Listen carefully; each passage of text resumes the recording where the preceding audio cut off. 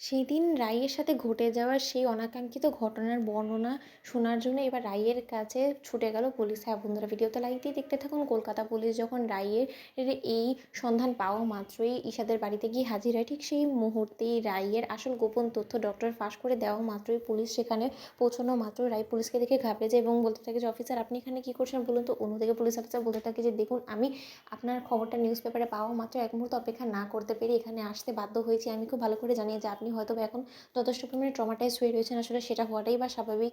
কিন্তু তা সত্ত্বেও আমাদের কাজ তো আমাদেরকে চালিয়ে যেতেই হবে। কারণ নীলাঞ্জনা দেবীকে খুব একটা বেশি দিন আমরা মনে হয় না যে হাজতে আটকে রাখতে পারবো। কারণ উনি যে অপরাধটা করেছে সেটা যতক্ষণ পর্যন্ত না প্রমাণিত হচ্ছে ততক্ষণ পর্যন্ত আমরা ওনাকে কোনো মতে জেলে আটকে রাখতে পারি না। তার জন্যই আপনার কাছে আমরা স্বীকারোক্তিমূলক জবানবন্দি এবং সেদিন আপনার সাথে সেই রাতে ঠিক কী কী ঘটেছিল এবং সেই গুন্ডারা ঠিক আপনাকে কী কী বলেছিল, কীভাবে আপনার উপরে আঘাত করেছিল, আপনাকে কোথা থেকে উদ্ধার করা হয়েছে, সেই সব স্বীকারোক্তিমূলক জবানবন্দি আপনার কাছ থেকে রেকর্ড করাটা আমাদের প্রয়োজন। তবেই আমরা নীলাঞ্জনার মতন দাগী আসামিকে ওর প্রাপ্য শাস্তিটুকু অন্তত দিতে পারবো। অন্যদিকে এই কথা বলা মাত্র স্রোত বলতে থাকে যে, দিদিভাই তোর কাছে আমি হাত জোড় করে অনুরোধ করছি, এই যাত্রায় তুই কোনো মতে নীলাঞ্জনা দিদিভাইয়ের উপরে কোনো রকম দয়া দেখানোর চেষ্টা করিস না। কারণ ওর অপরাধের মাত্রা সম্পূর্ণরূপে ছাড়িয়ে গিয়েছে। তুই ভাবতেও পারিস না যে ও এরকম কাজ করেছে।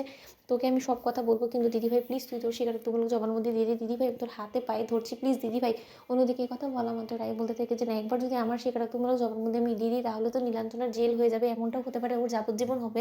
তখন আমি কী করবো, কী করে ওখান থেকে বাঁচাবো? কারণ আমার মায়ের পেটের বোনের সাথে ও আমাকে যতই ও শত্রু ভাবুক না কেন, কিন্তু কোনো মতে আমি ওকে আমার শত্রু ভাবি না। অন্যদিকে এই কথা বলা মাত্র অফিসার বলতে থাকে যে, দেখুন আপনার পুরনো রেকর্ড বলছে যে যতবার নীলাঞ্জনা দেবী অপরাধ করেছে ততবারই আপনি ওনাকে বাঁচানোর জন্য কোনো না কোনো কায়দা অবলম্বন করেছেন। কিন্তু এবার যদি কোনো মতে আপনি চালাকি করে তাকে বাঁচানোর জন্য ঘটনাটা ঘুরিয়ে দেওয়ার চেষ্টা করেন তাহলে কিন্তু আমরা কোনো মতে আপনাকে ক্ষমা করবো না। আপনি একটা কথা ভুলে যাবেন না যে একটা অন্যায়কে প্রশ্রয় দেওয়াটাও কিন্তু একটা বড় অপরাধের মধ্যে পড়ে।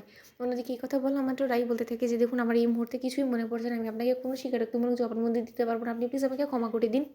অন্যদিকে ডক্টর বলতে থাকে যে, দেখুন উনি যেই মিথ্যাচারগুলো করছেন না সেটা সম্পূর্ণরূপে আমি এখন একটু করে বুঝতে পারছি। উনি হয়তোবা নিজের বোনকে সকল উম অপবাদের হাত থেকে রেহাই পাওয়ানোর জন্যই হয়তোবা উনি নিজের এই স্মৃতি হারানোর মিথ্যে অভিনয়টা করছে। কারণ একদিকে উনি মিথ্যেও বলতে পারছে না, অন্যদিকে উনি ওনার বোনকে শাস্তি দিতে চাইছেন না। তার জন্যই হয়তোবা উনি এই ভুয়া গল্পগুলো বানাচ্ছেন। নয়তোবা উনি সম্পূর্ণরূপে সুস্থ আছে। অফিসার আমি 110% আপনাকে গ্যারান্টি দিয়ে বলতে পারি সেদিনের রাতে যা কিছু ঘটেছিল ওনার সাথে সেই সব কটা কথা ওনার মনে আছে খুব স্পষ্টভাবেই। কিন্তু উনি কোনো কথাই আপনার কাছে প্রকাশ করতে চাইছেন না। অন্যদিকে পুলিশ বলতে থাকে যে, দেখুন ম্যাডাম আপনি যদি আমাদের সাথে কোঅপারেট না করতে চান তাহলে আপনার কাছ থেকে কী করে কথা বের করতে হয় সেই ব্যবস্থাও কিন্তু আমাদের জানা আছে। আপনি প্লিজ সেটা করতে আমাদেরকে বাধ্য করবেন না। অন্যদিকে অনির্বাণ বলে থাকে যে, রাই তুমি আর কত সহ্য করবে বলো তো? সকলের তিক্ততা তৈরি হয়ে গিয়েছে নীলাঞ্জনার প্রতি, কিন্তু তোমার কি তাও এখনো পর্যন্ত ওর প্রতি বিন্দুমাত্র ঘৃণা আসে না? তো বন্ধুরা, ভিডিওটি ভালো লাগলে লাইক এবং শেয়ার করে সাবস্ক্রাইব করতে ভুলো না।